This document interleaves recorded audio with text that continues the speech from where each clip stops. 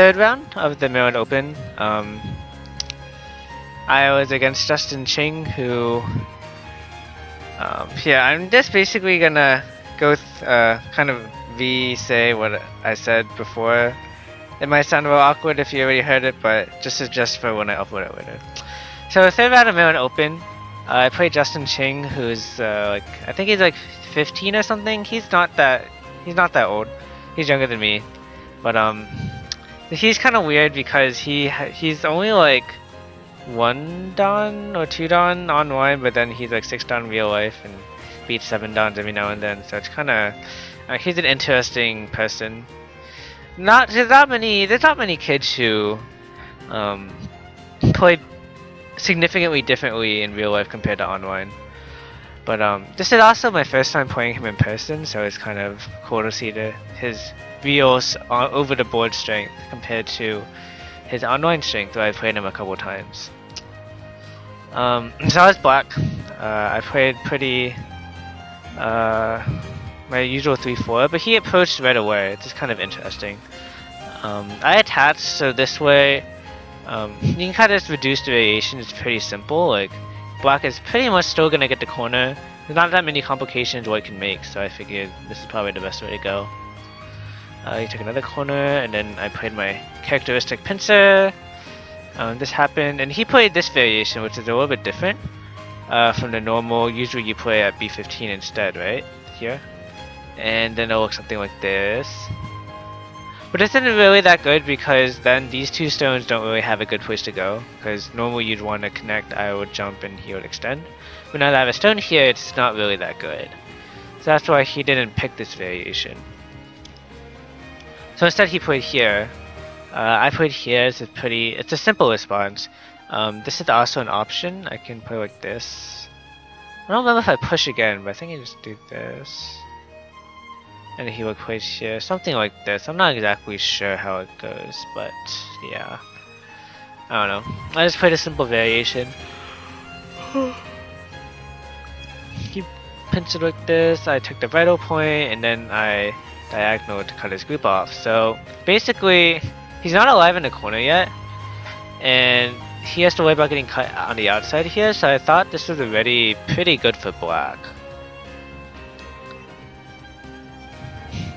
So he basically wedges here, so he can live like this, but the outside it's pretty beautiful for black because it's like this huge thickness. White's 2 stones here kind of useless.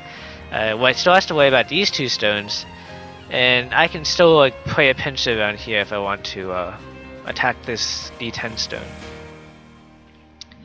So he connects. He plays here because he doesn't want to disconnect, otherwise he doesn't really have a good move. So like, if he connects and then I play here, if he like does something like this, then I can just invade right away. And these, like, his stones aren't really doing anything. Anything closer would be over concentrated, and then so he would probably jump. In which case it's better just to jump right away so he doesn't like make this exchange.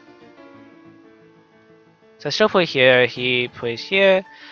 He's basically trying to play as lightly as he can because I do have a lot of stones here. So he doesn't want to like get them in trouble. So I took the empty corner because it's pretty big, but then he played this really unexpected move. Like, I didn't think he would pull out the stone right away.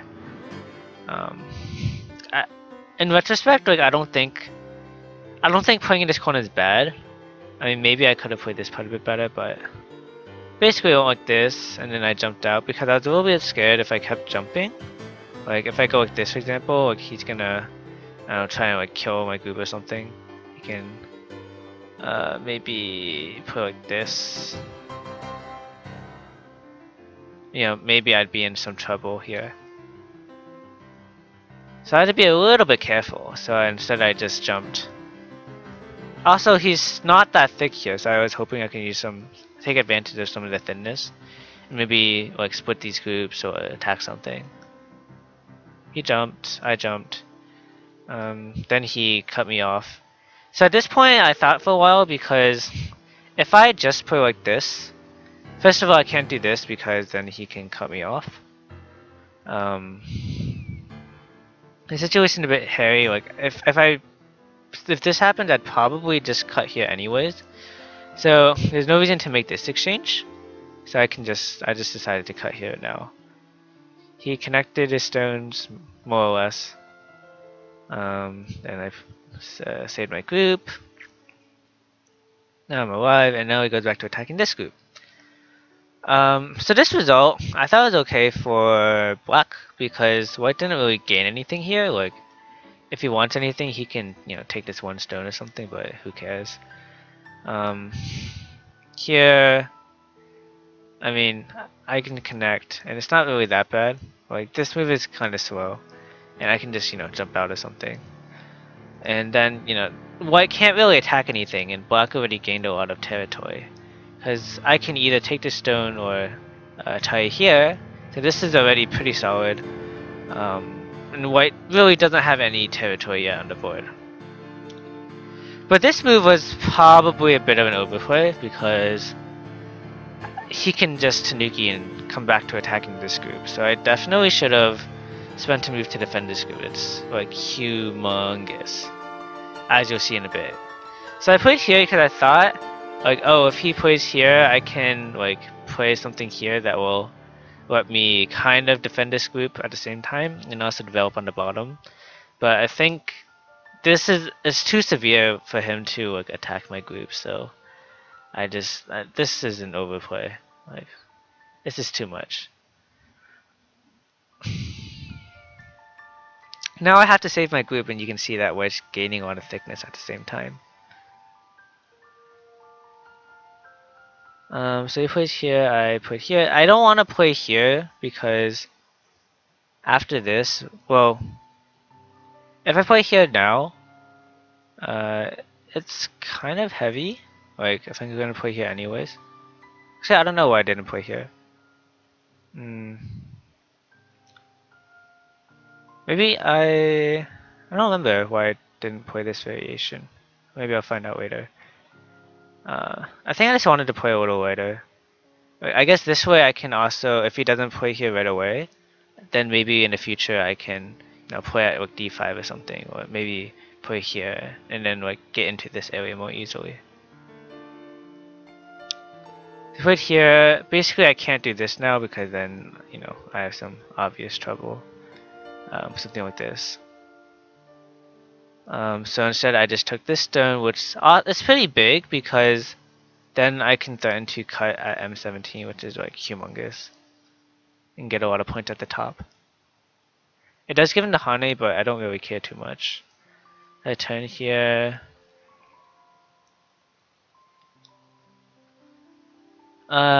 This is okay. I think maybe I should have come out with more. I thought it wouldn't be Sente, but I think maybe I should have still done it. It's pretty big. But this is big too, so try to make something here, make some shape.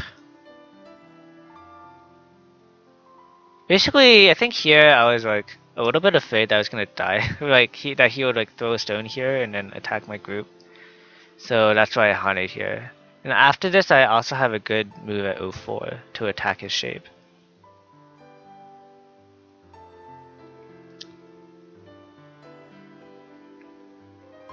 So we pushed and then put here. And this happened. Yeah. I think at this point, I don't think I'm winning by that much anymore because he gained a lot in the bottom left, and I don't actually have that much territory now. He has some good reducing moves against my lower group. Top part is just like third one territory, it's not that big. And I don't know, I think if I count right now, I have maybe like 10, 15, maybe 25, 35, maybe 40 points at best. He has like 735. He's already has like 40 some points, and then plus Komi. So I think white, and he also has more potential on the right side. So I think white is not bad right now. This move, like, I think I probably shouldn't have played it right now because there's no need to, and especially if this doesn't work, because when I try playing like this, he can just play like this, and I'm dead in the corner. So I definitely shouldn't have played here. I was probably in Byoyomi, so I just kind of played here. I thought maybe I can like utilize some Aji here, but it's actually a lot harder than I thought. Play here, make some Aji happen, but of course nothing happened. So then this was like already, I lost like 4 points or something. Hold on. Yeah. So here I just lived, he comes down, I added a move. Now I don't really know what I was thinking. I was probably in like, maybe I had 2 or 3 periods of Byoyomi left, which is like 30 seconds each, so it's kind of difficult.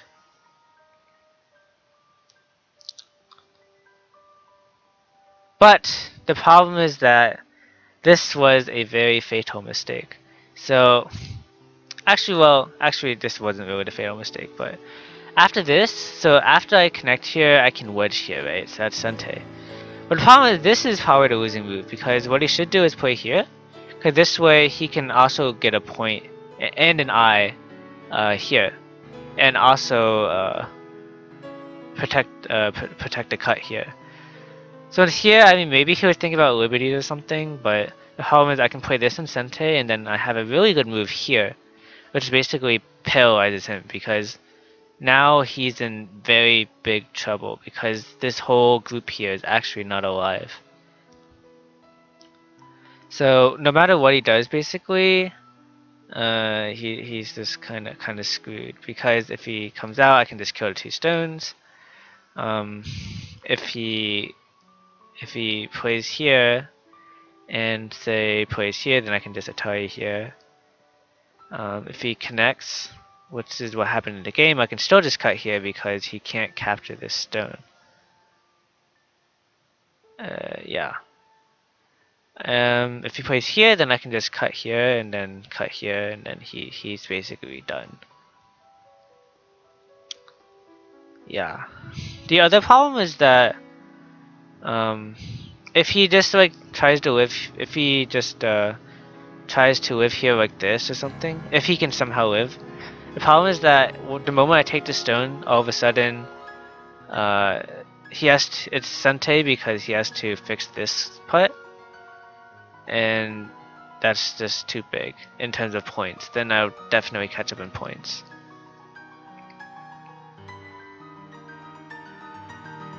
Then I cut, and then he is kind of screwed. So he can take the 4 stones, but I mean, at this point, I knew I would be ahead after I killed this big dragon, so I didn't really care. The rest of the game, my Yosei was kind of sloppy, because I knew I was ahead, but I was also in my last period of Byoyomi, so I just kind of played whatever. I don't think there's too much to talk about in the rest of the game. I just kind of played whatever. But I think before that part happened, I was probably losing, so I don't know. I got pretty lucky, I guess. It was kind of just a last-ditch effort to win the game. Yeah, so the rest is just easy stuff. So I think I won by around 20 something. I don't remember exactly how much. Yeah, like 21 and a half.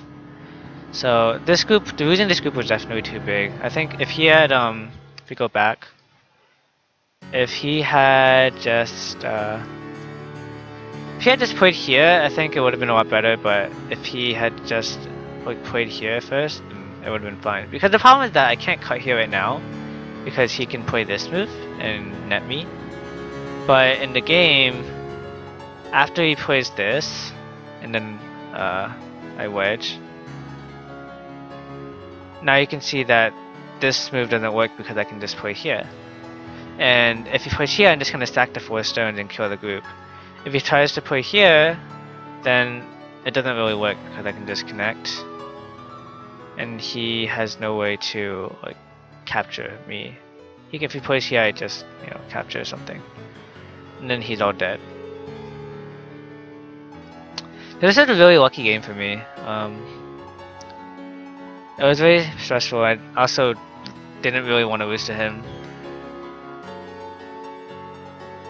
But it managed to be okay in the end, so I mean, win's a win. Definitely need to be careful. I mean, especially after the beginning where I thought I was ahead by so much. The way the game ended up going was a little unexpected for me, I think. I think the biggest mistake I made was playing here. I should have definitely played here because this group was really not very strong at all. If I play here, I think the game is fairly comfortable for black, in my opinion.